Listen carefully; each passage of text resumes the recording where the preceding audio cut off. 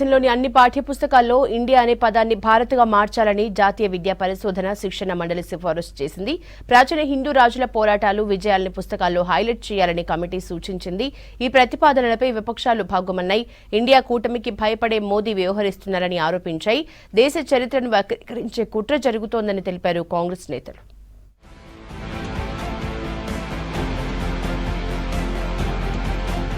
దేశంలోని అన్ని పాఠ్యపుస్తకాల్లో ఇండియా అనే పదాన్ని భారత్గా మార్చాలని నేషనల్ కౌన్సిల్ ఆఫ్ ఎడ్యుకేషన్ కేంద్రానికి సిఫారసు చేసింది. పాఠ్యపుస్తకాల్లో ప్రాచీన చరిత్రకు బదులుగా పురాతన చరిత్ర ప్రవేశపెట్టాలని కూడా ఎన్సీఈఆర్టీ ప్యానెల్ సిఫారసు చేసినట్లు చైర్మన్ హైజాక్ తెలిపారు. జాతీయ స్థాయిలో పాఠ్యపుస్తకాలను, ప్రణాళికలను ఖరారు చేసేందుకు ఇటీవల ఎన్సీఈఆర్టీ ఏర్పాటు చేసిన ప్రత్యేక కమిటీ ఈ కీలక సిఫారసులు చేసింది. ప్యానెల్ చేసిన ప్రతిపాదనకు కమిటీ సభ్యులంతా ఏకగ్రీవంగా ఆమోదించారు. వివిధ పోరాటాల్లో హిందూ విజయాలను పాఠ్యపుస్తకాల్లో హైలైట్ చేయాలని కూడా కమిటీ సిఫారసు చేసింది.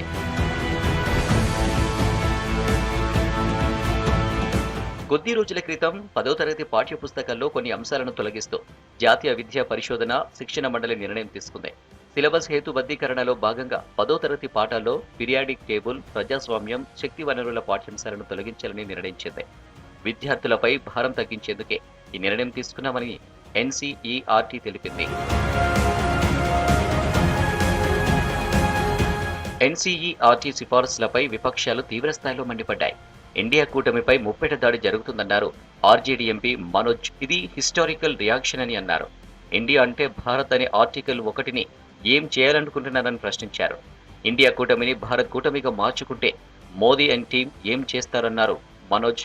कोई नाम तय ही नहीं कर पा रहे हैं कि कैसे इंडिया गठबंधन को अटैक करें। आज मैंने डिटेल पढ़ा चेयरमैन साहब का, वो कह रहे हैं फलाने को फलाने पढ़ाएंगे, फलाने को चिलाने पढ़ाएंगे। इसका मतलब है कि काउंटर फैक्चुअल इमेजिनेशन पर हिस्ट्री लिखी जाएगी, तथ्यों के साथ खिलवाड़ होगा और देश के नाम के साथ भी खिलवाड़ करेंगे। यानी कहीं ना कहीं मंशा है ना कि अल्टीमेट अटैक इस पे होगा. దేశ చరిత్రను మార్చే కుట్ర చేస్తున్నారన్నారు కేసీ వేణుగోపాల్. ఇండియా అన్నా భారత్ అన్నా తాము సమానంగా చూస్తామన్నారు. ఇండియా కూటమిని చూసి మోదీ భయపడుతున్నారన్నారు అంబికా సోని. రాజ్యాంగంలో భారత్, ఇండియా అని రెండు రాసి ఉన్నాయని గుర్తు చేశారు. You see the way in which they are actually distorting the history of India through the textbooks and the syllabus and everything. They didn't have any sincerity on towards Bharat or India. हमारे लिए भारत और India both are equal. But why doing purposefully all these things for election technique के लिए? Understood? This is not coming from your heart. Bharat के लिए नया प्रेम आया था. क्या प्रेम है?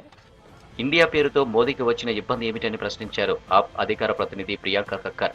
ఇండియా కూటమి ఏర్పడిన తర్వాతే భారత్ అని పేరు మార్చాలని కేంద్రానికి ఎందుకు అనిపించిందని అడిగారు. రాజ్యాంగంలో 2 పదాలు ఉన్నాయని 2 ఉపయోగించాలని అన్నారు ప్రియాంక కక్కర్. कोई दिक्कत नहीं है, हमें भारत से भी दिक्कत नहीं है, हमें इंडिया से भी दिक्कत नहीं है. हम आपको बता रहे हैं कि प्रधानमंत्री मोदी को इंडिया से दिक्कत क्यों हो गई है और वो सिर्फ इंडिया गठबंधन बनने के बाद. हमारे संविधान में भारत और इंडिया दोनों यूज किया जाता है और दोनों ही यूज किया जाना चाहिए. జాతీయ విద్యా విధానం 2020కి అనుగుణంగా ఎన్సీఈఆర్టీ స్కూల్ పుస్తకాల పాఠ్యాంశాలను సవరిస్తుంది.